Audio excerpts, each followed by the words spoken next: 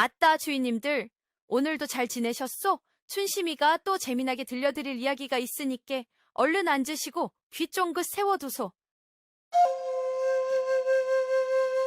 자, 주인님들. 오늘 이 춘심이가 풀어낼 이야기 보따리는 꽁꽁 얼어붙은 겨울 연못에서 시작된 차가운 인연이 어찌하여 뜨거운 사랑으로 피어나는지에 대한 기막힌 사연이랍니다. 세상 모든 것을 잃었다고 생각한 한 선비와 억압 속에 숨죽여 살던 한 아씨. 오해와 억울함으로 얽혀버린 이 두 사람이 서로의 상처를 보듬고 시린 겨울을 함께 견뎌내며 마침내 따스한 봄을 맞이하는 이야기. 지금부터 그 애틋한 여정을 함께 따라가 보시지요. 이야기의 시작은 뼈를 내는 듯한 북풍이 기승을 부리던 어느 해 겨울, 한양에서 멀리 떨어진 한적한 시골 마을에서 비롯된답니다. 그 마을에서도 가장 후미진 곳, 대대로 살아온 이들이 아니면 있는 줄도 모르는 낡은 기와집 한 채가 있었지요. 바로 그곳에 한양의 번화함을 등지고 스스로를 유배시킨 한 젊은 선비가 살고 있었으니 그의 이름은 정수인이었습니다. 수인, 그는 불과 몇 해 전만 해도 장래가 촉망되는 수재로 이름이 자자했답니다. 명석한 두뇌와 굳은 의지로 일찌감치 성균관에 들어가 곧 있을 대과에 장원급제할 것이라 모두의 기대를 한 몸에 받았지요. 허나 주인님들, 세상사라는 것이 어디 뜻대로만 되던가요? 너무 강직한 것은 때로 화를 부르는 법. 그는 불의를 보고 참지 못하는 성품 탓에 권세가의 비리를 고발했다가 오히려 모함을 받아 과거 응시 자격마저 박탈당하고 말았답니다. 엎친 데 덮친 격으로 그 충격에 부침마저 세상을 떠나고 가세는 급격히 기울기 시작했습니다. 희망을 잃은 수인은 더 이상 한양에 머물 이유를 찾지 못했지요. 그는 모든 것을 정리하고 마치 도망치듯 선조들이 물려준 이 낡은 시골집으로 내려와 스스로를 가두어 버린 것입니다. 그의 삶은 멈추어 버렸습니다. 한때는 경국의 큰 뜻을 품고 밤새워 책을 읽던 그의 눈은 이제 총기를 잃고 텅 비어 있었고, 붓을 잡던 손으로는 그저 술잔을 기울이는 날이 더 많았지요. 그의 곁에는 대대로 집안을 섬겨온 무뚝뚝한 머슴 강수와 그의 말벗이 되어주는 낡은 책 몇 권이 전부였습니다. 수인의 유일한 소일거리는 집 앞에 커다란 연못가를 하염없이 거니는 것이었습니다. 그 연못은 겨울이 되자 두꺼운 얼음으로 뒤덮여 마치 거대한 거울처럼 회색빛 겨울 하늘을 비추고 있었지요. 수인은 그 얼어붙은 연못을 보며 자신의 처지를 떠올렸습니다. 한때는 맑은 물을 가득 담고 유유히 흘렀을 연못이 이제는 차가운 얼음에 갇혀 미동조차 하지 않는 모습. 그것이 바로 자신의 모습과 조금도 다르지 않다고 생각했지요. 강수야, 저 연못은 언제쯤 녹을 것 같으냐. 글쎄요, 도련님, 동장군이 일이 기세등등하니 아마 다음 해 춘삼월은 되어야 얼음이 풀리지 않겠소이까. 춘삼월, 그에게 과연 다시 봄날이 올 수 있을까? 수인은 씁쓸하게 웃으며 얼어붙은 연못 위로 작은 돌멩이 하나를 던졌습니다. 탱 하는 맑은 소리 대신 툭 하는 둔탁한 소리와 함께 돌멩이는 그저 얼음 위에 덩그러니 놓일 뿐이었습니다. 그의 마음도 저와 같았습니다. 그 어떤 희망이나 감정도 그의 꽁꽁 얼어붙은 마음의 표면을 뚫고 들어가지 못했지요. 그는 세상에 대한 냉소와 인간에 대한 불신으로 가득 차 있었습니다. 노력은 배신당하고 정의는 짓밟히는 이 부조리한 세상에서 더 이상 꿈을 꾸는 것은 어리석은 짓이라고 그는 스스로에게 되뇌었습니다. 그렇게 수인은 자신의 손으로 마음의 문을 굳게 걸어 잠근 채 끝이 보이지 않는 혹독하고도 긴 겨울을 보내고 있었던 것입니다. 그날도 수인은 여느 때처럼 두꺼운 속옷을 껴입고 연못가로 나섰답니다. 손에는 낡은 시집 한 권을 들고 있었지요. 세상 모든 것이 부질없다 여기면서도 책을 읽는 순간만큼은 잠시나마 시름을 잊을 수 있었기 때문입니다. 연못가 큰 바위에 자리를 잡고 앉아 차가운 바람에 책장을 넘기던 바로 그때였습니다. 사람 살려. 아이고, 사람 살려요. 어디선가 다급하고도 절박한 여인의 비명소리가 들려왔습니다. 소리가 나는 쪽을 돌아보니 연못 한가운데서 믿을 수 없는 광경이 펼쳐지고 있었지요. 젊은 아씨 한 사람이 살얼음이 낀 연못 한가운데서 허우적거리고 있는 것이 아니겠소? 그 옆에서는 몸종으로 보이는 계집이 발을 동동 구르며 어쩔 줄 몰라 하고 있었습니다. 날이 며칠 포근했던 탓에 연못 가장자리의 두꺼운 얼음은 녹았지만 아직 가운데 부분은 얇은 살얼음이 덮여 있었나 봅니다.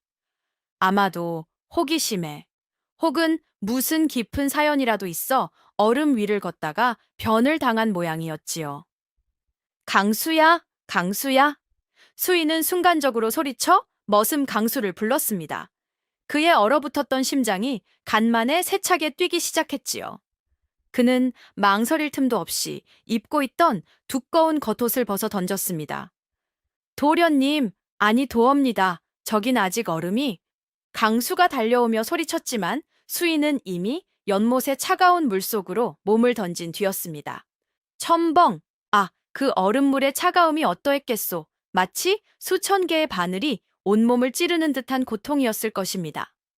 하지만 수인은 아랑곳하지 않고 정신을 잃어가는 처녀를 향해 필사적으로 헤엄쳐 갔습니다. 그의 머릿속에는 오직 사람을 구해야 한다는 생각뿐이었지요. 가까스로 처녀의 옷자락을 붙잡았을 때 그녀는 이미 의식을 잃고 축 늘어진 상태였습니다. 수인은 있는 힘을 다해 그녀를 끌어안고 무트로 향했고 뒤따라 물에 뛰어든 강수가 그의 등을 밀어주며 힘을 보탰습니다. 무트로 나온 두 남자는 온몸이 젖어 사시나무 떨듯 떨었지만 쉴 틈이 없었습니다. 처녀는 숨을 쉬지 않고 있었고 입술은 파랗게 질려 있었지요.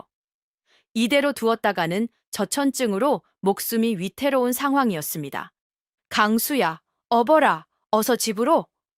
수인의 다급한 외침에 강수는 축 늘어진 처녀를 번쩍 들쳐 업고 수인의 낡은 집으로 뛰기 시작했습니다. 수인 역시 비틀거리는 몸을 이끌고 그 뒤를 따랐지요. 그 처녀는 바로 이 마을에서 가장 깐깐하고 권위적이기로 소문난 유진사댁의 막내딸 윤서화였습니다. 그녀가 어찌하여 그 위험한 얼음 위를 걷게 되었는지 그 사연을 아는 사람은 아무도 없었습니다. 차가운 겨울 연못, 얼어붙은 선비의 마음, 그리고 그 속에 빠진 한 여인, 이 세 가지가 한데 얽히면서 누구도 예상치 못했던 거대한 운명의 수레바퀴가 삐걱거리며 움직이기 시작한 것입니다. 수인의 낡은 집으로 옮겨진 서화아 씨의 상태는 심각했답니다. 온몸은 얼음장처럼 차가웠고 미약하게나마 이어지던 숨결은 금방이라도 끊어질 듯 위태로웠지요. 수인은 책에서 읽었던 응급처치법을 떠올리며 다급하게 외쳤습니다. 강수야, 어서 아궁이에 불을 더 지펴라. 방을 뜨끈하게 데워야 한다. 그리고 이 아이의 젖은 옷을 빨리 벗겨야 해. 이대로 두면 얼어 죽고 말 것이다. 하지만 아시지 않소? 조선시대의 엄격한 법도 아래 외간 남자가 함부로 규수의 몸에 손을 댄다는 것이 얼마나 큰일인지 말입니다.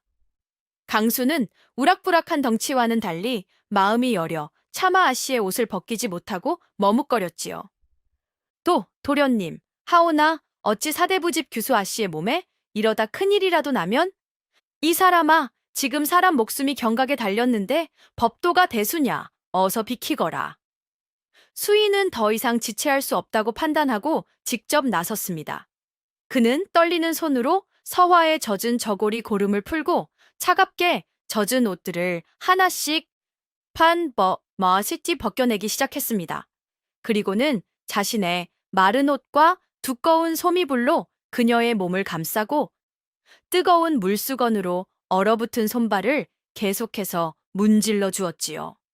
그의 머릿속에는 오직 사람을 살려야 한다는 생각뿐, 그 어떤 사사로운 감정도 끼어들 틈이 없었습니다. 한참 동안이나 필사적인 노력을 기울였을까. 다행히 서화에 팔았던 입술에 조금씩 혈색이 돌기 시작했고 희미하게나마 정신을 차리는 듯 보였습니다. 수인과 강수는 그제야 안도의 한숨을 내쉬었지요. 바로 그때였답니다. 이놈들아, 감히 내 딸에게 무슨 짓을 하는 것이냐 하는 호통 소리와 함께 방문이 거칠게 열어 젖혀졌습니다. 그곳에는 녹이 등등한 표정의 유진사와 그의 가솔 몇몇이 서 있었지요. 딸이 연못에 빠졌다는 소식을 듣고 한달음에 달려온 것이었습니다. 그런데 하필이면 유진사의 눈에 들어온 광경이 참으로 오해하기 딱 좋은 모습이 아니었겠소? 자신의 딸은 속옷바람에 가까운 차림으로도 누워있고 그 옆에는 웬 낯선 사내들이 딸의 몸을 주무르고 있으니 말입니다. 유진사는 눈이 뒤집혔습니다. 그는 딸을 구해준 상황은 눈에 들어오지도 않고 그저 자신의 귀한 딸이 더럽혀졌다는 생각에 이성을 잃고 말았지요. 네 이놈들, 감히 어느 안전이라고 내 딸의 몸에 손을 대. 혹여 내 딸을 겁탈이라도 하려 했던 것이냐. 이 파렴치한 놈들을 당장 포박하라. 유진사의 불호령에 함께 온 가솔들이 수인과 강수에게 달려들었습니다. 수인은 기가 막혀 소리쳤지요. 진사 어른, 오해이십니다. 아씨께서 물에 빠져 목숨이 위태로워 어쩔 수 없이 응급처치를 하던 중이었습니다. 하지만 분노의 눈이 먼 유진사의 귀에 그런 해명이 들릴 리가 만무했습니다. 닥쳐라, 몰락한 양반놈이 핑계는 내 놈이 내 딸의 순결을 더럽혔으니 이 일은 그리 쉽게 넘어가지 못할 것이다. 여봐라, 당장 이놈들을 관아에 끌고 가 매우 쳐라. 아이고, 이게 대체 무슨 날벼락 같은 일이랍니까? 사람 하나 살리려다 졸지에 파렴치한 강도놈으로 몰리게 생겼으니. 수인은 억울함과 분노에 온몸이 떨렸지만 막무가내인 유진사 앞에서 달리 변명할 방법이 없었습니다. 정신을 차린 서화가 이 모든 상황을 보고는 아버지에게 무언가 말하려 했지만 아직 기력이 없어 입술만 달싹일 뿐 목소리가 나오지 않았지요. 그녀의 눈에서는 그저 뜨거운 눈물만이 흘러내릴 뿐이었습니다. 선량한 사람들이 자신 때문에 억울한 누명을 쓰게 된 이 기막힌 상황에 그녀의 마음은 갈기갈기 찢어지는 듯 했답니다. 이렇게 차가운 오해의 씨앗은 싹을 틔우자마자 무서운 독초가 되어 세 사람의 운명을 옥죄기 시작했습니다. 유진사의 노여움은 쉬이 가라앉지 않았답니다. 그는 당장이라도 수인과 강수를 관아에 끌고 가 멍석마리를 하고 싶었지만 한편으로는 고민이 깊었지요. 만약 이 일이 관아에 알려지고 세간의 소문이라도 퍼지게 된다면 겁탈당할 뻔한 처녀라는 꼬리표가 붙어버린 딸 서화의 인생은 그걸로 끝장이었기 때문입니다. 어느 가문에서 그런 흠 있는 처녀를 며느리로 맞아주겠소이까. 그는 자신의 딸이 당한 일보다 이 일로 인해 가문의 명예가 실추되고 딸의 혼사길이 막힐 것을 더 걱정했던 것입니다. 참으로 이기적이고 권위적인 아버지가 아닐 수 없지요. 며칠 밤낮을 고민하던 유진사는 마침내 한 가지 교활한 묘안을 떠올렸습니다. 그것은 바로 이 모든 일을 조용히 덮는 대신 수인에게 책임을 지게 하는 것이었지요. 그는 수인을 자신의 집으로 불러들였습니다. 네 이놈, 정수인, 내가 내 놈의 사정을 알아보니 가세가 기울어 장래가 캄캄한 놈이더구나. 유진사는 위압적인 태도로 수인을 내려다보며 말했습니다. 허나 내 너에게 마지막 기회를 주려 한다. 수인은 억울했지만 힘없는 자신이 할 수 있는 것은 그저 입을 다물고 듣는 것뿐이었습니다. 내 놈이 내 딸의 몸을 더럽힌 것은 1000번 죽어 마땅한 죄이나 내 자비를 베풀어 내 놈의 목숨을 살려주겠다. 그 대신 너는 내 딸 서화와 혼인하여 이 일에 대한 책임을 져야 할 것이다. 그리하면 나는 이 일을 누구에게도 발설하지 않고 조용히 묻어주겠다. 이게 무슨 해괴망측한 소리란 말이오? 책임을 지고 혼인을 하라니. 수인은 기가 막혀 말문이 막혔습니다. 진사 어른, 저는 결단코 아씨에게 그 어떤 부정한 짓도 저지르지 않았습니다. 어찌 그런 말도 안 되는? 닥쳐라. 유 진사가 버럭 소리를 질렀습니다. 내 놈에게 선택의 여지는 없다. 내 제안을 받아들이지 않겠다면 나는 당장 관하로 가 내 놈을 파렴치한 강도 혐의로 고발할 것이다. 몰락한 내 놈의 가문이 너를 지켜줄 수 있을 것 같으냐? 너는 평생을 감옥에서 썩거나 맞아 죽게 될 것이다. 내 놈의 어미가 무덤에서 통곡할 일이지. 어디 선택해보거라. 그것은 제안이 아니라 명백한 협박이었습니다. 수인은 차갑게 식어가는 찻잔을 내려다보며 입술을 깨물었습니다. 분하고 억울해서 미칠 것 같았지만 유 진사의 말은 틀린 것이 하나도 없었지요. 아무런 힘도 백도 없는 자신이 이 상황에서 벗어날 길은 없었습니다. 자신의 억울함을 증명해 줄 사람은 아무도 없었고 세상은 분명 권세 있는 유 진사의 편을 들어줄 것이 뻔했습니다. 여기서 거절했다가는 자신뿐만 아니라 충직한 머슴 강수까지 억울하게 옥살이를 하게 될 판이었습니다. 그는 결국 모든 것을 포기한 채 고개를 숙일 수밖에 없었지요. 따르겠습니다. 그의 목소리는 갈라져 나왔고 그의 두 눈은 깊은 절망과 체념으로 가득 차 있었습니다. 그는 자신의 인생이 완전히 망가져 버렸다고 생각했지요. 한 여인을 구한 선의가 자신을 올가매는 거대한 족쇄가 되어버린 것입니다. 이 소식을 전해 들은 서화 역시 마찬가지였습니다. 그녀는 자신의 어리석은 행동 때문에 죄 없는 한 사람의 인생을 나락으로 떨어뜨렸다는 죄책감에 몸을 떨었습니다. 아버지에게 달려가 모든 것은 오해라고, 그분은 자신의 생명의 은인이라고 말하고 싶었지만 불호령 같은 아버지의 기세에 눌려 감히 입을 뗄 수가 없었지요. 그렇게 두 젊은 남녀는 서로의 의지와는 아무런 상관없이 오직 한 사람의 이기적인 결정과 차가운 오해 때문에 원치 않는 혼인이라는 굴레를 함께 쓰게 된 것입니다. 아이고, 가여운 사람들. 축복받아 마땅할 혼례가 어찌하여 이리도 슬프고 억울한 멍해가 되어버렸단 말이오. 수인과 서화의 혼례는 그야말로 세상에서 가장 차갑고 슬픈 혼례였답니다. 보통의 혼례라면 온 마을 사람들이 모여 떡을 나누고 풍악을 울리며 새 출발을 축복해 주겠지만 두 사람의 혼례식에는 그 어떤 축하의 말도 기쁨의 웃음소리도 없었지요. 그저 몇몇 집안 사람들이 무거운 표정으로 지켜보는 가운데 모든 것이 조용하고 신속하게 치러졌을 뿐입니다. 혼례식 날, 서화는 화려한 화롯 대신 소복처럼 하얀 한복을 입고 얼굴에는 연지곤지 하나 찍지 않았습니다. 그녀의 얼굴은 갓 치른 상주처럼 창백했고 금방이라도 눈물을 쏟을 듯 슬픔으로 가득 차 있었지요. 그녀는 자신이 죄인이라고 생각했습니다.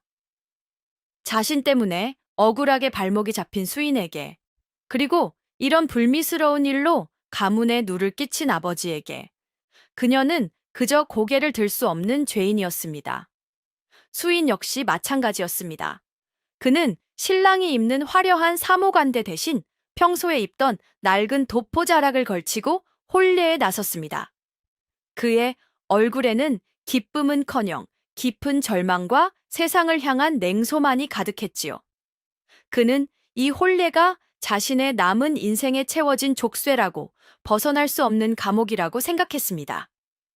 두 사람은 혼례 내내 단 한 번도 눈을 마주치지 않았습니다. 서로에게 던지는 차가운 시선과 무거운 침묵만이 두 사람 사이에 놓인 깊은 꼴을 증명해주고 있었지요. 마치 죄인 두 사람이 형틀에 나란히 묶여있는 듯한 모습이었습니다. 혼례가 끝나고 서화는 수인의 낡은 집으로 신행을 왔습니다. 신방이라기엔 너무나도 초라한 방 안에서 두 사람은 밤늦도록 아무 말 없이 각자의 자리에 앉아 있었지요. 촛불만이 두 사람의 싸늘한 그림자를 벽에 길게 들이우고 있었습니다. 먼저 침묵을 깬 것은 수인이었습니다. 그는 서화를 쳐다보지도 않은 채 차가운 목소리로 말했지요. 나는 당신을 아내로 맞을 생각이 없소. 이 혼인은 그저 당신 아버지가 꾸민 한 편의 연극일 뿐. 그러니 앞으로 내게 지어미의 도리를 기대하지도 말고 나 또한 당신에게 지아비의 도리를 행하지 않을 것이오. 우리는 그저 이 집 안에서 서로 없는 사람처럼 지내게 될 것이오. 알겠소? 그의 말은 비수처럼 날아와 서화의 가슴에 박혔습니다.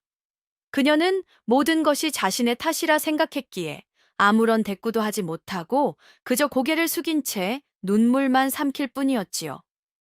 그날 밤 수인은 신방을 나와 사랑채로 건너가 잠이 들었고 서화는 텅 빈 방 안에서 홀로 뜬 눈으로 밤을 지새웠습니다. 그렇게 두 사람의 신혼생활이 시작되었습니다. 하지만 그것은 부부의 삶이 아니었습니다. 같은 지붕 아래 살고 있지만 두 사람은 서로에게 유령 같은 존재였지요. 식사도 따로 했고 잠자리도 따로 했습니다. 마주치기라도 하면 서로 못 볼 것을 본 사람처럼 황급히 시선을 피하기 바빴습니다. 수인은 매일같이 술로 세월을 보냈고 서화는 낡은 별채에 갇혔을 때처럼 다시 말문을 닫고 그림자처럼 지냈습니다. 집안은 온통 냉랭한 기운으로 가득 차 머슴 강수와 몸종 월이조차 숨을 죽이고 눈치를 살피기 바빴지요. 얼음장 같던 두 사람의 관계에도 시간이라는 약은 아주 더디게 남아 스며들고 있었나 봅니다. 수인과 서화는 비록 서로에게 말 한마디 건네지 않았지만 같은 공간에 살다 보니 자신들도 모르는 사이에 서로의 모습을 곁눈질로 관찰하게 되었답니다. 그리고 그 관찰을 통해 서로에 대해 가지고 있던 첫인상과는 사뭇 다른 모습들을 조금씩 발견하기 시작했지요. 수인은 처음에는 서화를 그저 세상 물정 모르는 얌전한 규수 정도로만 생각했습니다. 아버지의 권세 뒤에 숨어 온실 속의 화초처럼 자라다가 작은 실수 하나로 자신의 인생을 망쳐버린 어리석고 나약한 여인이라고 말이지요. 하지만 함께 살아보니 그녀는 결코 그런 사람이 아니었습니다.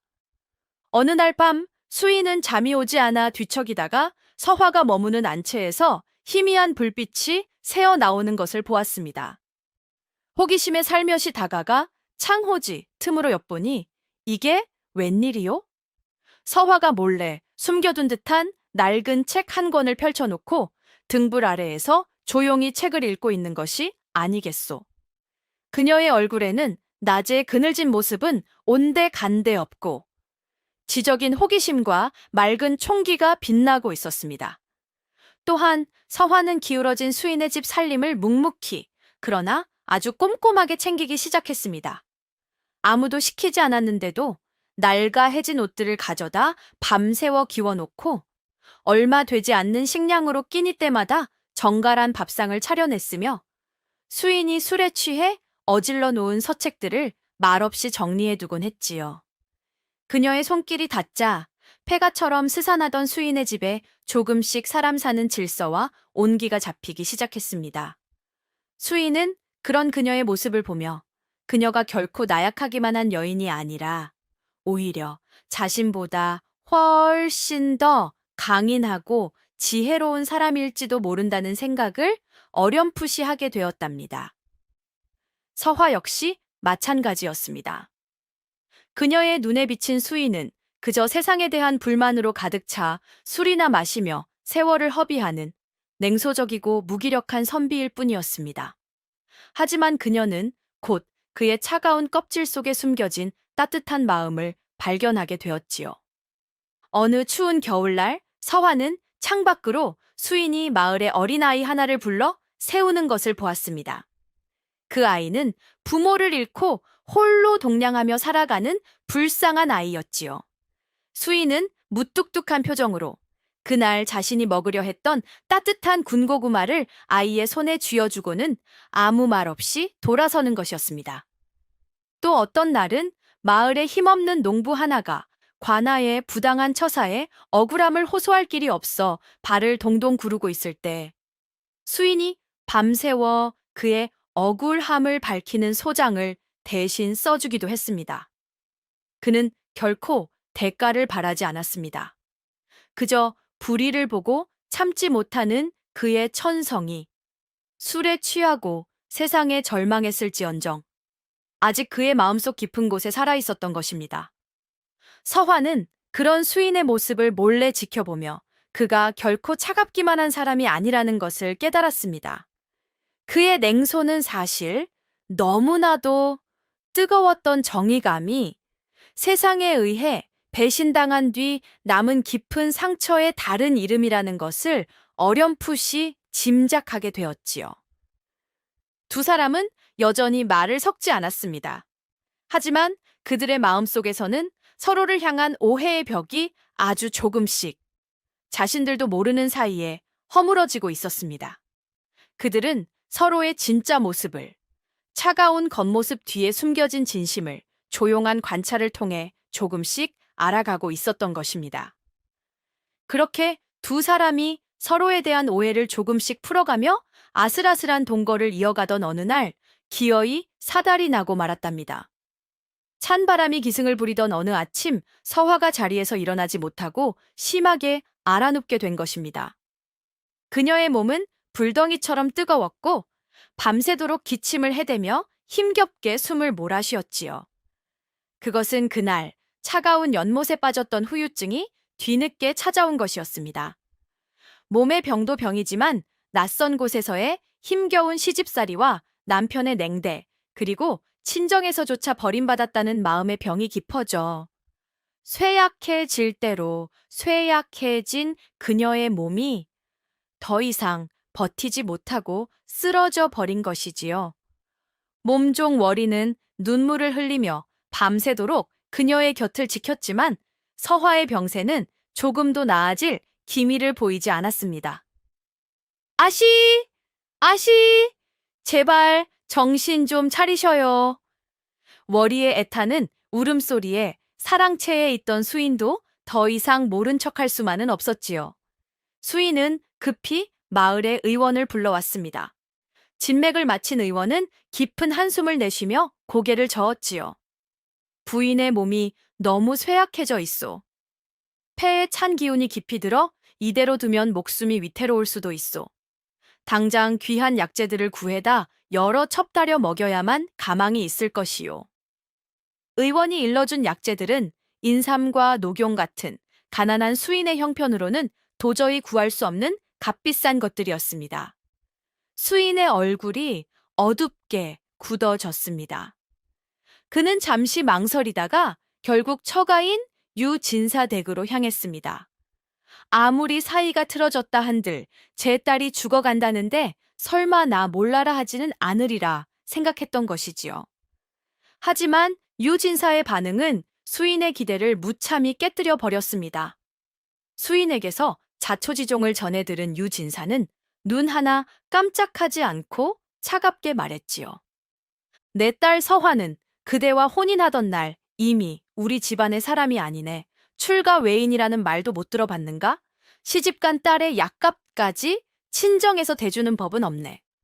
모든 것은 자네가 알아서 할 일이야. 나에게 손 벌릴 생각은 추호도 말게. 아이고, 저 피도 눈물도 없는 양반 좀 보소? 제 딸의 목숨이 경각에 달렸다는데 어찌 저리 매정하게 말할 수 있단 말이오. 수인은 분노와 절망에 치를 떨었지만 권세 있는 장인 앞에서 아무런 말도 할 수 없었습니다. 그는 허탈한 발걸음으로 집으로 돌아와야 했지요.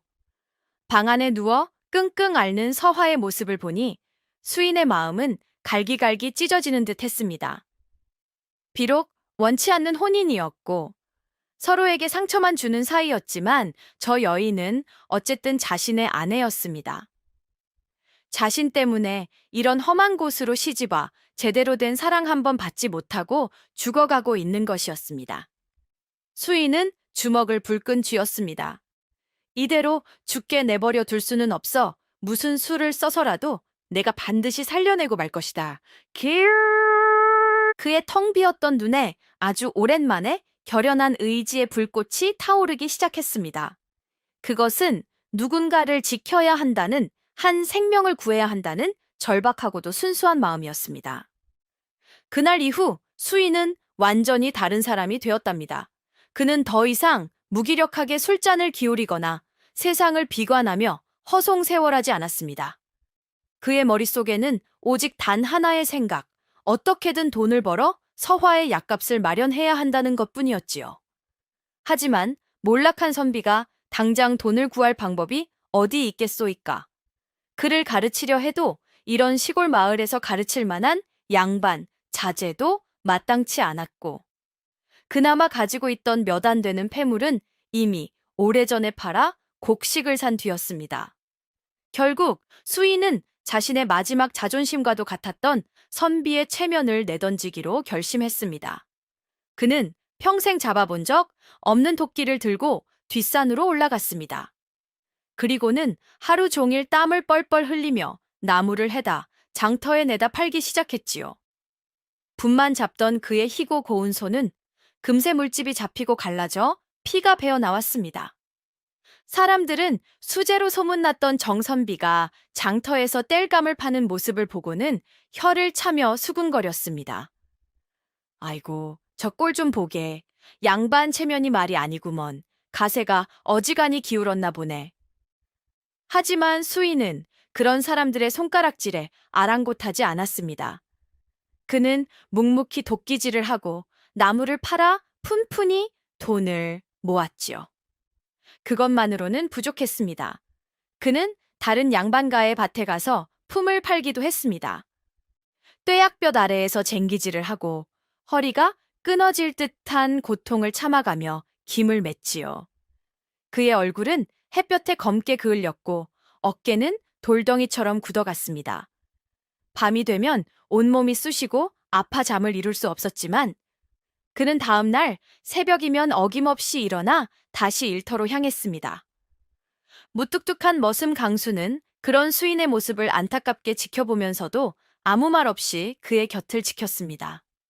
그는 수인이 나무를 하러 가면 더 굵고 좋은 나무를 골라 함께 패주었고, 밭일을 하러 가면 더 힘든 일을 자처하며 그의 몫을 덜어주었지요.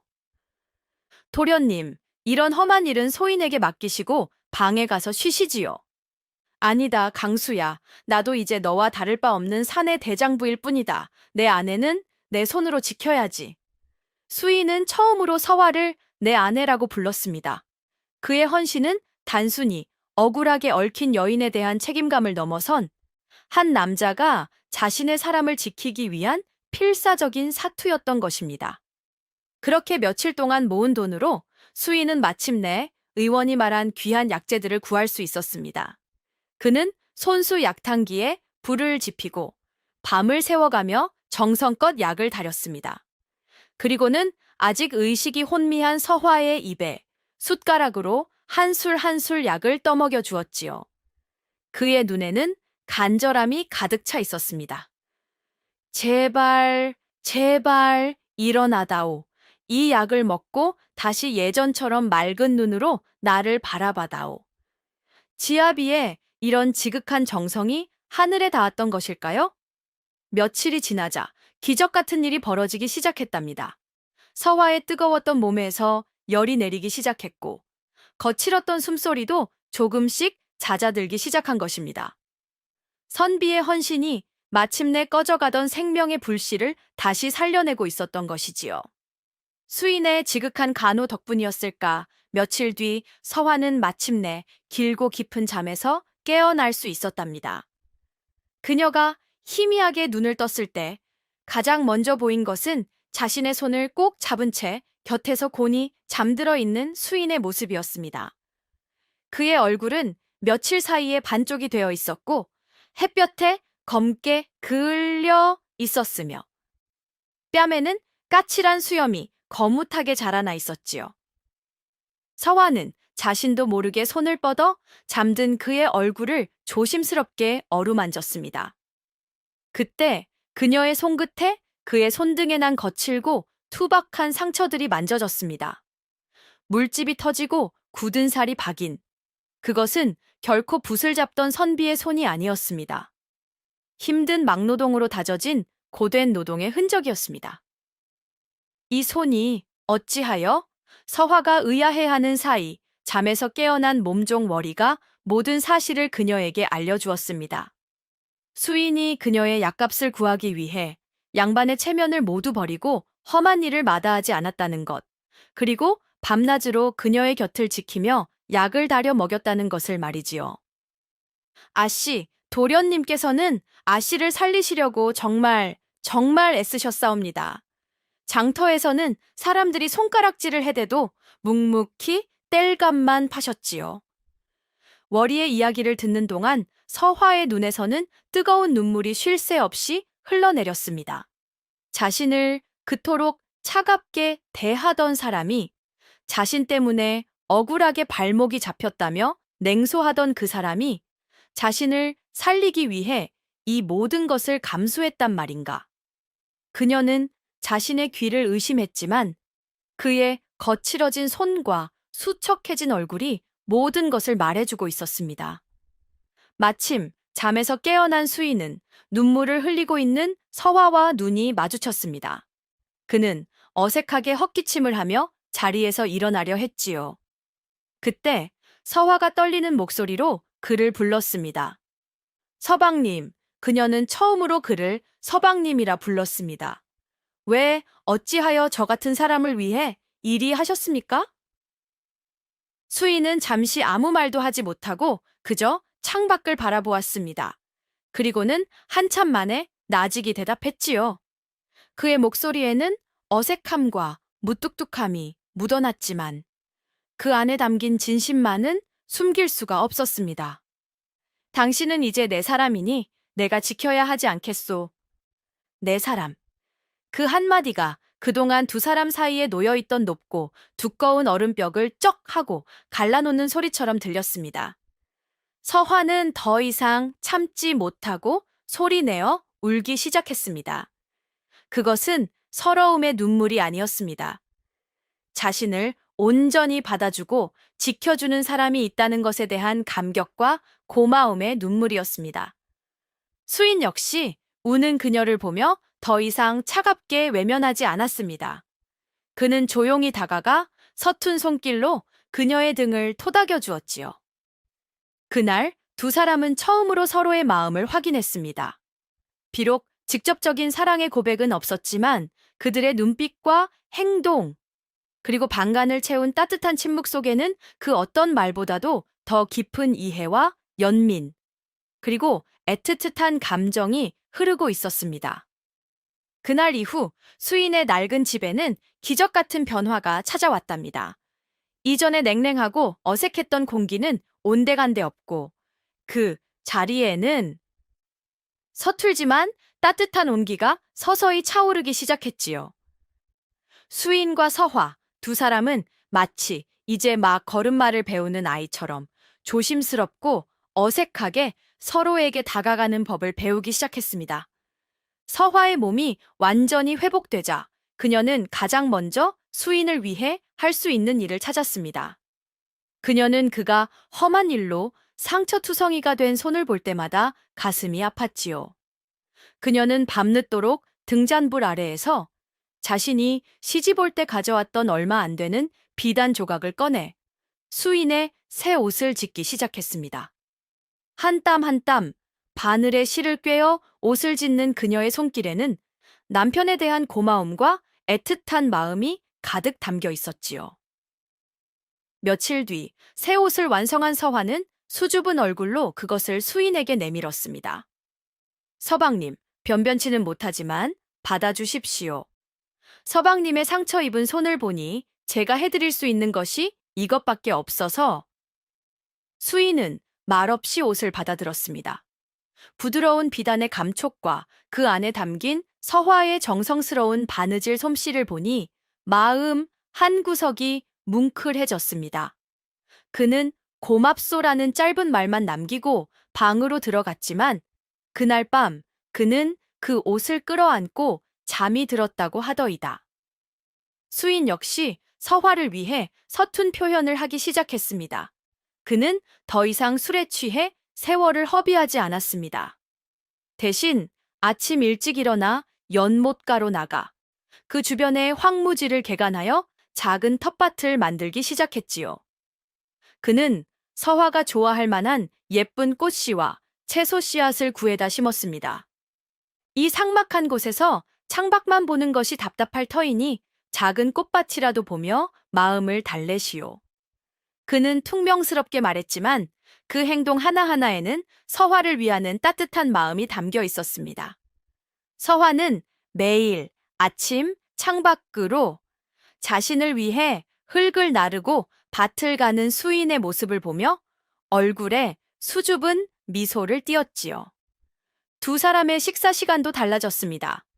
이전에는 각자 다른 방에서 따로 식사를 했지만 이제는 좁은 밥상에 마주 앉아 함께 밥을 먹기 시작했습니다.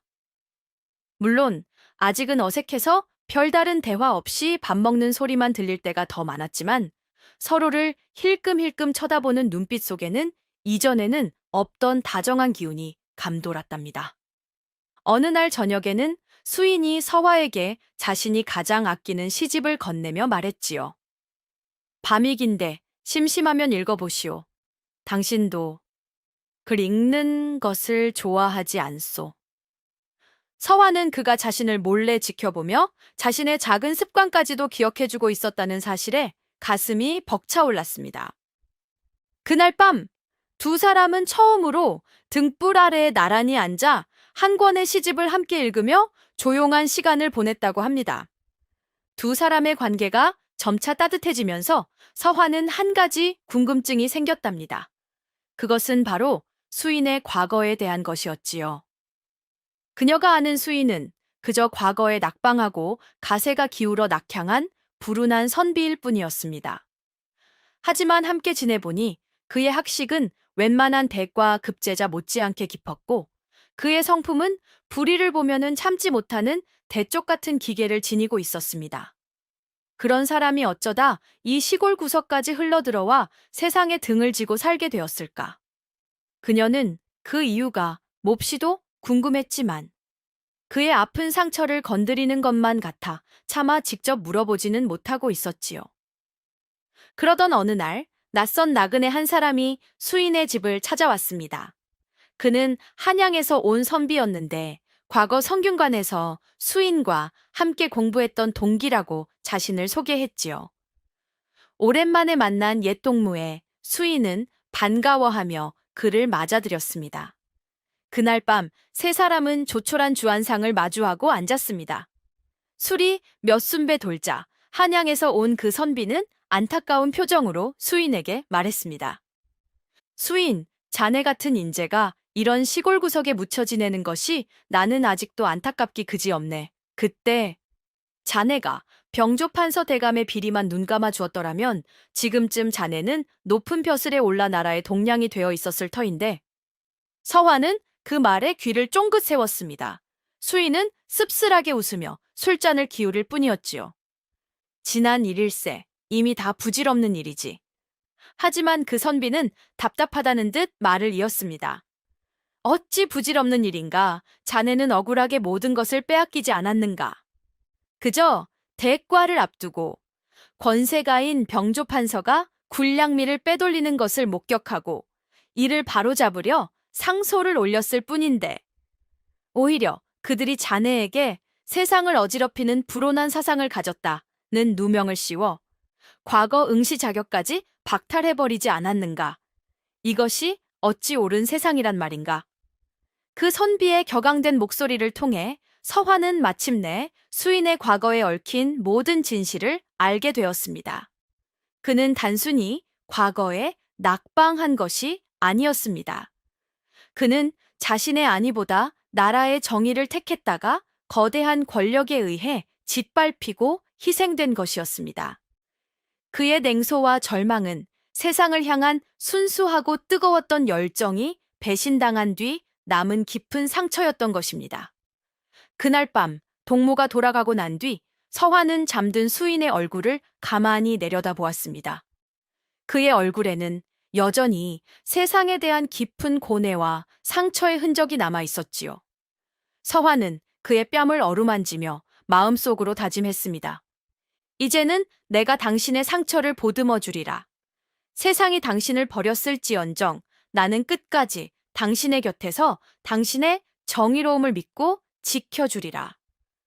그녀는 이제 수인을 그저 자신을 구해준 남편으로서만이 아니라 존경하고 지켜주고 싶은 한 사람의 동지로서 바라보기 시작했습니다.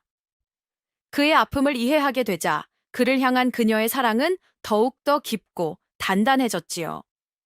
수인의 아픈 과거를 알게 된 서화는 이제 그에게 더 이상 숨기는 것이 있어서는 안 된다고 생각했답니다. 그녀 역시 그에게 말하지 못한 비밀 하나를 가슴속 깊이 묻어두고 있었기 때문이지요. 그것은 바로 그 운명의 겨울날, 그녀가 왜 그토록 위험한 연못의 얼음 위를 걷게 되었는지에 대한 진실이었습니다. 수인은 그저 그녀가 철없이 호기심에 그랬거나 아니면 발을 헛디뎌 우연히 빠진 것으로만 알고 있었지요. 하지만 사실은 그렇지 않았습니다. 그날의 사건은 결코 우연이 아니었던 것입니다. 어느 날 밤 두 사람이 나란히 앉아 책을 읽다가 서화가 조심스럽게 입을 열었습니다. 서방님, 드릴 말씀이 있습니다. 그녀의 진지한 표정에 수인도 책을 내려놓고 그녀를 바라보았습니다. 서화는 떨리는 목소리로 그동안 차마 꺼내지 못했던 자신의 비밀을 털어놓기 시작했습니다. 실은 그날 제가 연못에 빠졌던 것은 실수가 아니었습니다. 그게 무슨 말이오? 수인이 의아한 눈으로 물었습니다. 서화는 눈을 감고 그날의 기억을 떠올렸습니다. 그날 아침 아버님께서는 저를 한양의 어느 늙은 정승댁에 후처로 보내기로 결정하셨다고 통보하셨습니다. 가문의 세를 불리기 위한 정략혼이었지요. 저는 얼굴도 모르는 늙은이의 첩이 되어 평생을 살아야 한다는 사실에 눈앞이 캄캄했습니다. 그녀는 억압적인 아버지 밑에서 자신의 의지라고는 단 한 번도 펼쳐보지 못한 채 살아왔습니다. 그녀의 삶은 늘 아버지의 결정에 따라 정해졌고 그녀에게는 그저 순종하는 것 외에 다른 선택지가 없었지요. 저는 아버님께 제발 거두어 달라고 애원했지만 아버님은 제 말을 들어주지 않으셨습니다. 저는 너무나도 절망적이어서 차라리 죽는 것이 낫겠다고 생각했습니다. 하지만 제 손으로 목숨을 끊을 용기는 차마 나지 않았지요. 그녀의 목소리가 가늘게 떨려왔습니다. 그래서 저는 연못으로 갔습니다. 얇게 어느 얼음 위를 걸으면 혹시라도 하늘이 저를 가엾게 여겨 데려가 주시지 않을까 하는 어리석은 생각을 했던 것입니다. 그것이 제가 할 수 있는 유일한 그리고 가장 소극적인 반항이었습니다. 서화의 고백에 수인은 큰 충격을 받았습니다. 그녀가 그저 철없는 교수가 아니라 억압적인 현실에서 벗어나기 위해 죽음까지 각오했던 깊은 절망을 품은 여인이었다는 사실을 이제야 알게 된 것입니다. 그녀가 닫아두었던 마음의 문 뒤에는 이토록 깊은 상처와 슬픔이 숨겨져 있었던 것이지요. 그는 자신을 책망했습니다. 그동안 그녀가 겪었을 고통을 헤아리지 못하고 그저 억울함에 사로잡혀 그녀를 차갑게 대한 자신의 모습이 너무나도 부끄럽게 느껴졌습니다. 수인은 말없이 일어나 서화의 어깨를 따뜻하게 감싸 안아주었습니다. 그동안 혼자서 많이 힘들었겠소. 미안하오. 내가 너무 늦게 알아서. 그의 품에 안겨 서화는 어린아이처럼 소리내어 울었습니다. 억압받았던 지난 세월의 서름과 죽음까지 생각했던 자신의 어리석음, 그리고 마침내 자신의 상처를 알아주고 보듬어주는 사람을 만났다는 안도감이 한데 뒤섞인 눈물이었습니다. 그날 밤 두 사람은 비로소 서로의 가장 깊고 아픈 상처를 마주하고 온전히 하나가 되었습니다. 그들은 더 이상 억울하게 얽힌 남녀가 아니었습니다. 서로의 상처를 치유하고 서로의 구원자가 되어주기로 맹세한 세상에 단 하나뿐인 동반자였지요. 두 사람이 서로의 상처를 보듬으며 진정한 부부로 거듭나던 무렵 평화롭던 시골 마을에 또다시 검은 그림자가 들이우기 시작했답니다. 이번 위기는 바로 서화의 친정아버지인 유진사 때문에 시작되었지요.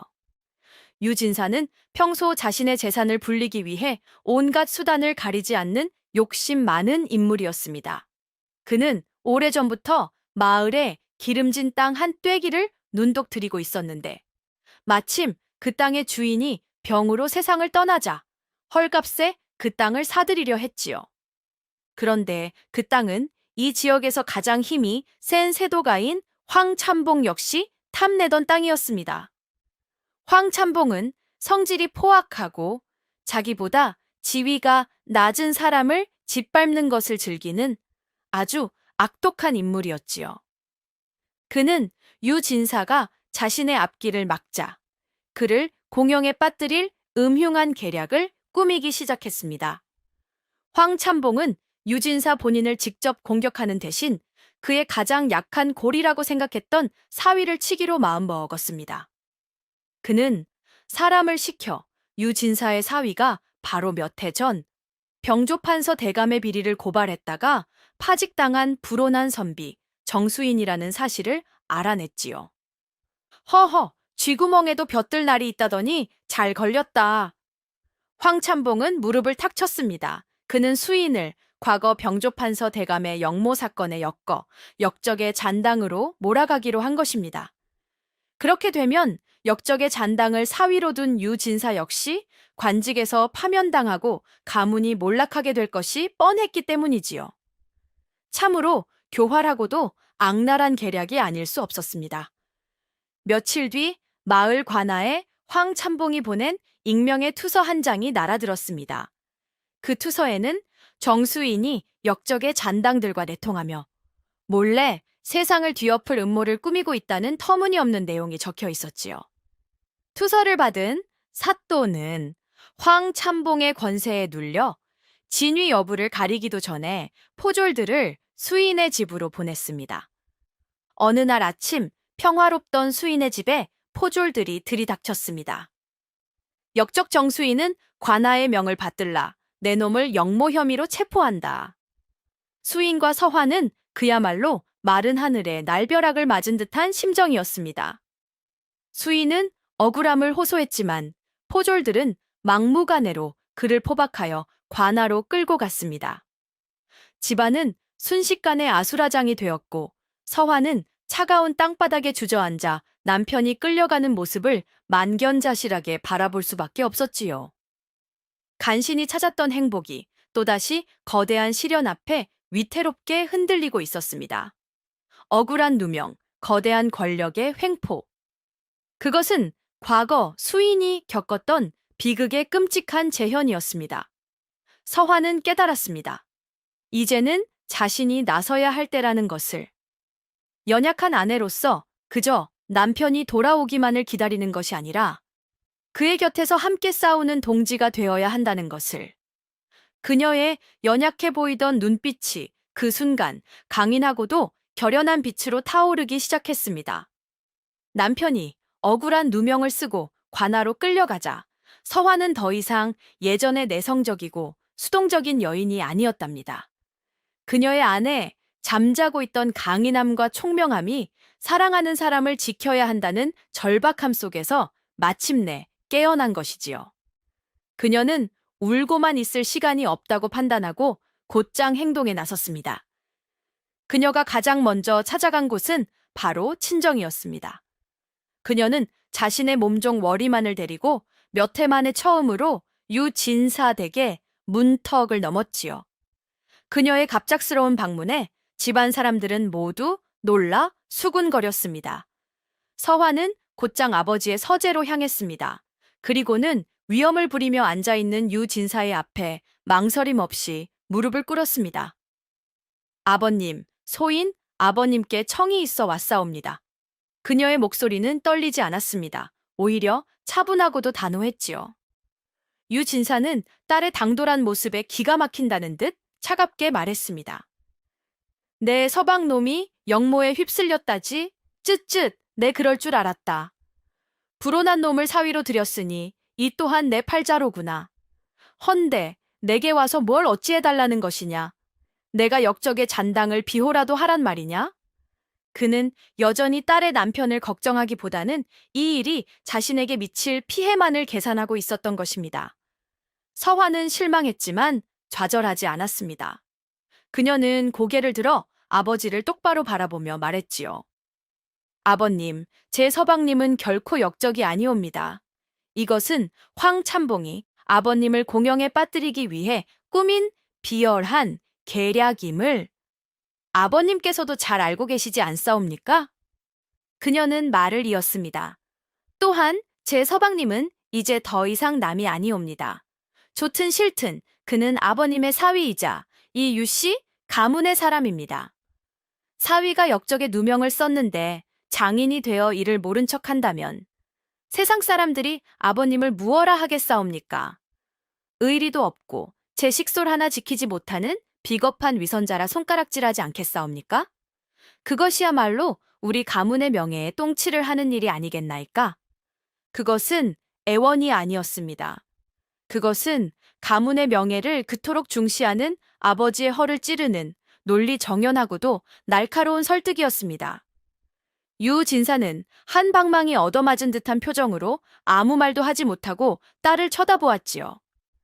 늘 자신의 그늘 아래에서 숨죽여 지내던 나약한 딸이 어느새 이토록 당차고 지혜로운 여인으로 성장해 있었던 것입니다. 하지만 유 진사는 여전히 움직이지 않았습니다. 황참봉의 권세가 두려웠기 때문이지요. 그는 내 힘으로는 어쩔 수 없는 일이다. 돌아가거라 라며 매정하게 딸을 외면했습니다. 서화는 아버지에 대한 마지막 기대를 접었습니다. 그녀는 자리에서 일어나 돌아서기 전 마지막으로 한마디를 남겼지요. 알겠습니다, 아버님. 아버님께서 움직이지 않으신다면 제가 직접 제 서방을 구하겠습니다. 이 유씨 가문의 며느리로서 제 지아비의 억울함을 반드시 제 손으로 밝혀낼 것입니다. 그녀의 눈빛은 흔들림이 없었습니다. 그녀는 더 이상 아버지에게 의지하는 나약한 딸이 아니었습니다. 스스로의 힘으로 운명에 맞서 싸우기로 결심한 한 명의 독립적인 인간이었지요. 서재를 나서는 그녀의 뒷모습은 그 어느 때보다도 단단하고 강인해 보였답니다. 아버지에게서 도움을 거절당한 서화는 이제 오직 자신의 힘으로 남편을 구해야 하는 막막한 상황에 놓였답니다. 하지만 그녀는 주저앉지 않았습니다. 그녀의 머릿속은 그동안 읽었던 수많은 책 속의 지혜와 전략들로 가득 차 있었지요. 그녀는 이제 그 지식을 이용해 거대한 권력에 맞서 싸울 계획을 세우기 시작했습니다. 그녀의 첫 번째 전략은 여론을 움직이는 것이었습니다. 그녀는 황참봉의 비열한 계략과 수인의 억울한 사연을 담은 글을 밤새워 작성했습니다. 그리고는 몸종 월이와 머슴 강수를 시켜 그 글을 익명의 투서 형식으로 만들어 마을의 여러 곳에 몰래 퍼뜨리게 했지요. 양반들이 모이는 서원, 안악들이 모이는 우물가, 장사치들이 모이는 저잣거리까지. 투서는 하룻밤 사이에 온 마을로 퍼져나갔습니다. 투서의 내용은 이러했습니다. 정의로운 선비 정수인이 단지 황참봉의 땅 욕심에 방해가 된다는 이유로 역적의 누명을 썼다. 힘없는 선비 하나의 목숨이 권세가의 탐욕 앞에 짓밟히고 있으니 하늘이 이를 어찌 보고만 있겠는가. 사람들은 투서를 읽고 수군거리기 시작했습니다. 평소 황참봉의 횡포에 시달려왔던 마을 사람들은 이번 사건 역시 그의 소행일 것이라 짐작하며 분노했지요. 특히 마을의 젊은 유생들은 불의에 짓밟힌 선비의 이야기에 크게 공감하며 이것은 선비에 대한 모욕이자 학문에 대한 도전이다. 진상을 규명하라 며 들고 일어날 기세를 보였습니다. 서화의 조용한 투서 한 장이 잔잔한 호수에 던져진 돌멩이처럼 마을 전체에 큰 여론의 파문을 일으키기 시작한 것입니다. 그녀의 두 번째 전략은 적의 내부를 흔드는 것이었습니다. 그녀는 수인에게 들었던 과거의 기억을 더듬어 황참봉과 사이가 좋지 않은 다른 권세가들에게 비밀 서신을 보냈습니다. 그 서신에는 황 참봉이 이번 일을 기회 삼아 당신의 세력까지 제거하려 든다는 식의 이간질을 시도하는 내용이 담겨 있었지요. 의심이 많은 권세가들은 서신을 받고 정말로 황 참봉이 그런 꿍꿍이를 가지고 있는 것은 아닌지 의심하기 시작했고, 황 참봉의 입지는 조금씩 불안해지기 시작했습니다. 그녀의 마지막 전략은 바로 진실 그 자체였습니다. 그녀는 관아에 갇힌 남편에게 결코 거짓 자백을 해서는 안 되며 당당하게 무죄를 주장하시라는 서신을 몰래 넣어주었습니다. 또한 과거 수인이 병조 판서의 비리를 고발했던 상소문의 사본을 구해 이것이 그가 얼마나 강직한 인물인지를 증명하는 증거로 사또에게 제출했지요. 서화는 집 밖으로 한 발짝도 나가지 않았습니다. 하지만 그녀의 붓끝에서 나온 지혜로운 전략들은 보이지 않는 거미줄처럼 나가 거대한 권력자 황 참봉을 서서히 옥죄고 있었던 것입니다. 그녀는 더 이상 억압받는 규수가 아니었습니다. 그녀는 자신의 지식과 지혜를 무기 삼아 거대한 적에 맞서 싸우는 뛰어난 지략가였지요. 마을의 여론은 들끓고 정치적인 압박은 거세지고 수인은 끝까지 결백을 주장하니 사건을 맡은 사또도 더 이상 황참봉의 편만 들어줄 수는 없는 상황이 되었습니다. 사건은 점점 더 미궁 속으로 빠져들고 있었지요. 자신이 꾸민 계략이 생각처럼 풀리지 않고 오히려 마을의 여론까지 악화되자 황참봉은 초조해지기 시작했답니다. 하지만 가장 큰 충격을 받은 사람은 따로 있었으니 바로 서화의 아버지 유진사였지요. 유진사는 자신의 딸이 벌이고 있는 이 모든 일들을 전해 듣고 입을 다물 수가 없었습니다. 늘 자신의 그늘 아래에서 그저 숨죽이고 순종만 하던 나약한 딸이 어느새 이토록 대담하고 지혜로운 여인이 되어 거대한 권력에 맞서 싸우고 있었으니 말입니다. 그는 처음으로 자신의 딸을 한 명의 독립적인 인격체로 바라보게 되었습니다. 그는 밤늦도록 잠을 이루지 못하고 서화가 버려놓은 판을 되짚어 보았지요. 익명의 투서로 여론을 움직이고 정적들을 이용해 상대를 고립시킨다. 그리고 진실을 무기 삼아 정면으로 돌파한다. 이것은 어설픈 교수의 지혜가 아니다. 이것은 뛰어난 책략가의 수다. 그는 부끄러움을 느꼈습니다. 자신은 그저 가문의 안위와 체면만을 걱정하며 비겁하게 숨어 있었는데 자신의 딸은 목숨을 걸고 지아비를 구하기 위해 그리고 가문의 명예를 지키기 위해 싸우고 있었던 것입니다. 그는 깨달았습니다. 진정한 가문의 명예는 높은 벼슬이나 많은 재산에 있는 것이 아니라 불의에 굴하지 않고 제 식소를 지키는 그 떳떳함에 있다는 것을. 그는 또한 자신이 그토록 무시하고 경멸했던 사위, 정수인의 진정한 가치를 다시 보게 되었습니다. 저런 딸의 마음을 움직이고 저 아이를 이토록 강인한 사람으로 변화시킨 사내라면 필시 평범한 인물은 아닐 것이다. 내가 그를 잘못 보았구나. 며칠을 고뇌하던 유진사는 마침내 큰 결심을 했습니다. 그는 수십 년간 쌓아온 자신의 체면과 인맥을 처음으로 딸과 사위를 위해 사용하기로 마음먹은 것입니다. 다음 날 유진사는 관아를 직접 찾아갔습니다. 그는 사건을 맡은 사또를 만나 내 사위 정수인은 결코 역모를 꾀할 인물이 아니오. 이것은 필시 황참봉이 나를 모함하기 위해 꾸민 짓일 것이오. 만약 내 사위에게 죄가 있다면 그를 사위로 둔 나에게도 죄가 있는 것이니 나를 먼저 벌하시오 라며 강하게 항의했습니다. 유진사 같은 지역의 유지이자 명망 있는 양반이 직접 나서서 사위의 결백을 주장하자 사또도 더 이상 이 사건을 가볍게 다룰 수 없게 되었지요. 거기서 그치지 않았습니다. 유진사는 한양에 있는 자신의 옛 동료들과 선후배들에게 급히 서신을 보내 이번 사건의 부당함을 알리고 도움을 청했습니다. 그는 수인이 과거에 올렸던 상소문을 증거로 제시하며 그가 얼마나 강직하고 충성스러운 인물인지를 역설했지요. 아버지의 이러한 변화를 전해 들은 서화는 조용히 눈물을 흘렸습니다. 그녀가 진정으로 원했던 것은 바로 이런 아버지의 모습이었기 때문입니다. 자신을 한 명의 인격체로 인정해주고 가족을 위해 기꺼이 나서주는 든든한 아버지. 아이고, 늦게나마 철이 든 이 아버지를 어찌해야 좋소. 딸의 용기 있는 행동이 꽁꽁 얼어붙었던 아버지의 마음마저 녹여버렸으니 이 또한 감격스러운 일이 아닐 수 없구려.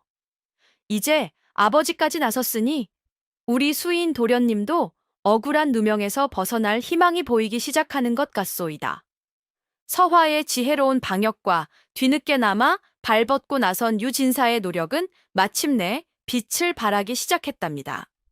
마을 유생들은 죄 없는 선비를 구하라 며 연일 관아 앞에서 상소를 올렸고 유진사의 서신을 받은 한양의 관리들 역시 이번 사건에 대한 재조사를 요구하는 목소리를 높였지요.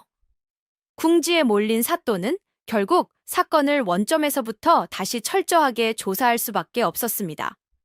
조사가 진행될수록 이번 사건이 황참봉의 탐욕에서 비롯된 무고라는 정황들이 속속 드러나기 시작했지요. 결정적으로 황참봉에게 매수되어 거짓 투서를 올렸던 자가 양심의 가책을 이기지 못하고 모든 사실을 자백하고 말았습니다. 모든 진실이 밝혀지자 상황은 완전히 뒤바뀌었습니다. 수인은 마침내 억울한 누명을 벗고 무죄로 풀려났고 오히려 무고한 사람을 역적으로 모은 황참봉이 관직을 박탈당하고 먼 곳으로 귀양을 가게 되었답니다. 정의가 실현되는 순간이었지요. 며칠 뒤 수인은 서화와 함께 유진사 댁을 찾아갔습니다. 유진사는 예전의 위험 있는 모습은 온데간데 없고 사위와 딸의 앞에 깊이 고개를 숙였습니다. 내가 어리석었네. 자네 같은 훌륭한 인재를 알아보지 못하고 내 딸의 깊은 마음을 헤아리지 못했으니 이 늙은이를 용서하게. 그는 처음으로 수인에게 진심으로 사과했습니다. 그리고는 서화의 손을 잡고 눈물을 글썽이며 말했지요. 내 딸아, 네가 아비보다 100배, 1000배는 더 훌륭하구나. 네가 우리 가문을 구했다. 수인은 그런 장인을 원망하지 않았습니다. 그는 조용히 대답했지요. 아닙니다, 장인어른. 이 모든 것은 아씨가 제 아내가 해낸 일입니다. 저 또한 제 아내 덕분에 새로운 삶을 살게 되었습니다.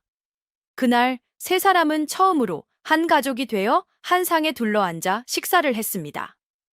어색함과 원망이 가득했던 이전과는 달리 그들의 식사 자리에는 따뜻한 웃음과 서로를 향한 존중이 넘쳐났지요. 수인은 장인의 깊은 학식을 존경하게 되었고 유진사는 사위의 강직함과 며느리의 지혜를 자랑스러워하게 되었습니다. 유진사는 두 사람에게 더 이상 저런 낡고 초라한 집에서 살게 할 수는 없다며 연못계 아담하고 정갈한 새 기와집을 지어주었습니다. 또한 수인이 다시 학문에 정진하며 훗날을 도모할 수 있도록 물심양면으로 돕기를 약속했지요. 가장 기뻐한 사람은 물론 서화였습니다. 자신 때문에 시작된 비극적인 관계가 이제는 서로를 구원하고 이해하는 진정한 가족의 연으로 거듭났으니 이보다 더 큰 행복이 어디 있겠소이까. 그녀는 남편의 손을 꼭 잡고 새로 지은 집의 마루에 앉아 저 멀리 보이는 연못을 바라보았습니다. 아직은 얼음이 셔버처럼 떠있는 겨울의 끝자락이었지만 그녀의 눈에는 이미 따스한 봄날의 풍경이 아른거리는 듯 했답니다. 시련은 비 온 뒤에 땅을 굳게 한다더니 이 가족을 두고 하는 말이구려. 차가운 오해와 위기를 함께 극복하며 마침내 서로의 소중함을 깨닫고 진정한 가족으로 거듭났으니 이 얼마나 아름다운 모습이요. 시간이 흘러 마침내 지루하고 혹독했던 겨울이 물러가고 온 땅에 따스한 봄 기운이 완연한 계절이 찾아왔답니다. 수인과 서화의 집 앞, 그들의 인연이 시작되었던 거대한 연못의 얼음도 봄볕 아래 스르르 녹아내려 맑고 투명한 제 모습을 되찾았지요. 겨우내 움츠리고 있던 버드나무는 연두빛 새순을 틔웠고 연못개는 이름 모를 들꽃들이 수줍게 피어나기 시작했습니다. 어느 화창한 봄날 오후 수인과 서화는 나란히 손을 잡고 연못가를 거닐었습니다. 그것은 두 사람이 처음으로 그 어떤 근심이나 걱정 없이 온전히 함께하는 평화로운 시간이었습니다. 수인은 더 이상 세상에 대한 냉소로 가득 찬 굳은 표정이 아니었습니다.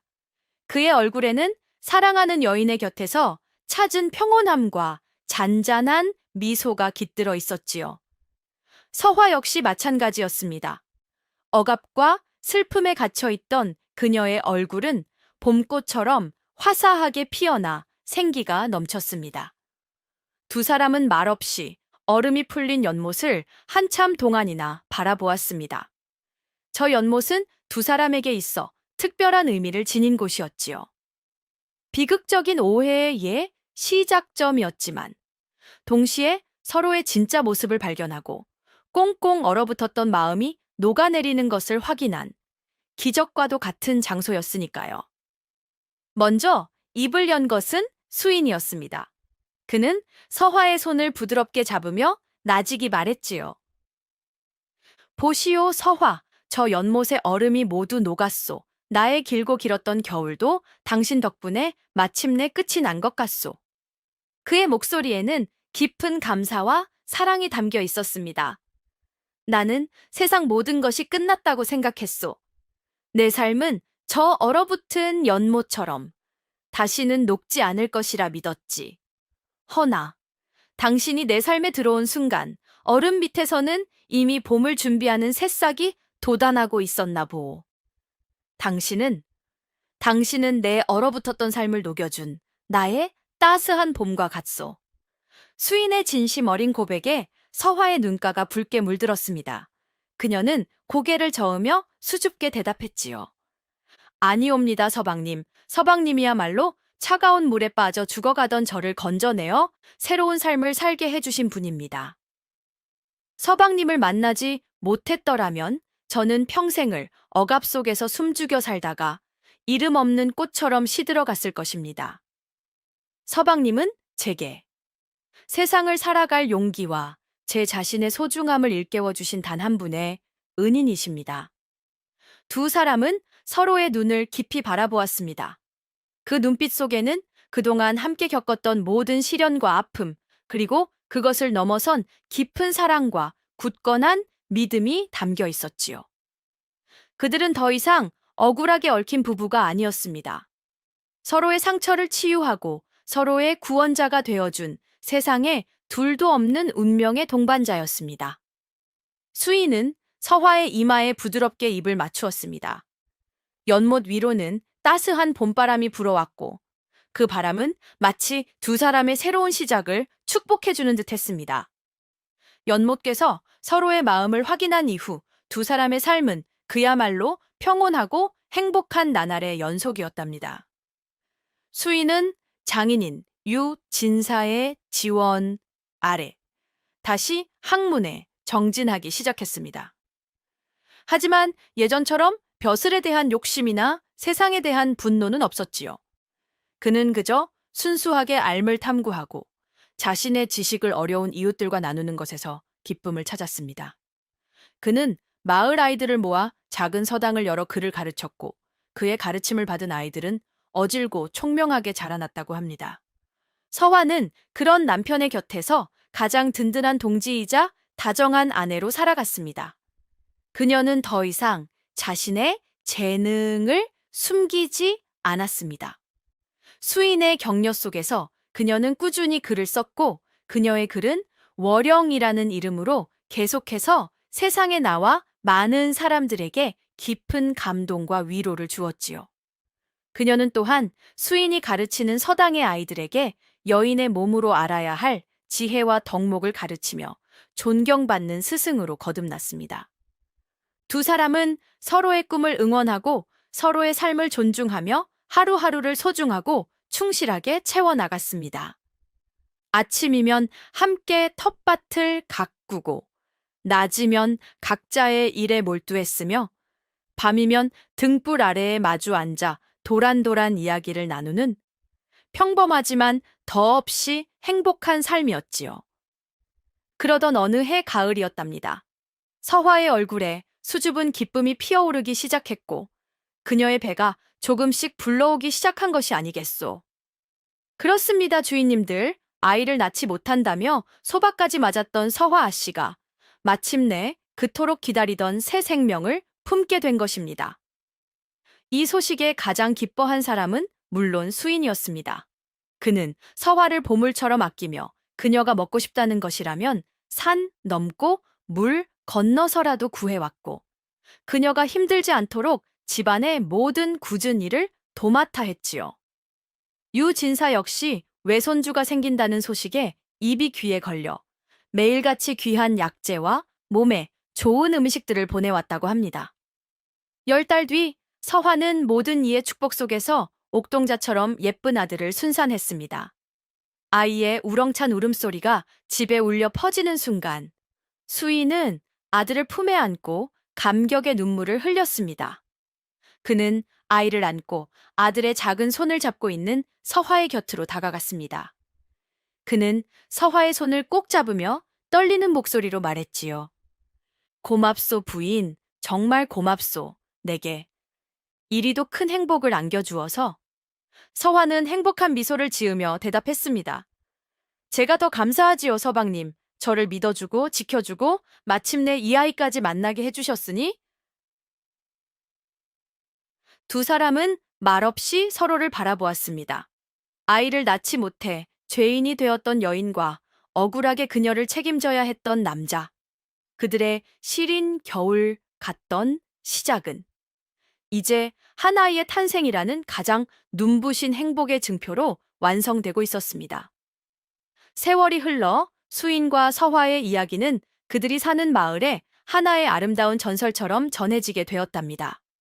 사람들은 차갑고 혹독했던 오해 속에서 시작되었지만 서로의 상처를 보듬는 따뜻한 마음과 헌신적인 사랑을 통해 마침내 그 누구보다도 깊고 단단한 인연을 맺게 된 한 선비와 아씨의 이야기를 입에서 입으로 전했지요. 수인은 훗날 다시 한번 과거 시험에 응시할 기회를 얻게 되었습니다. 그는 뛰어난 실력으로 당당히 장원급제를 하였고 조정에 나아가 어질고 현명한 관리로서 백성들을 위해 헌신했다고 합니다. 그는 결코 권력에 아부하거나 불의와 타협하지 않았으며 늘 가난하고 억울한 백성들의 편에 서서 그들의 목소리를 대변해 주었지요. 서화는 남편이 높은 벼슬에 올랐음에도 교만해지거나 사치를 부리지 않았습니다.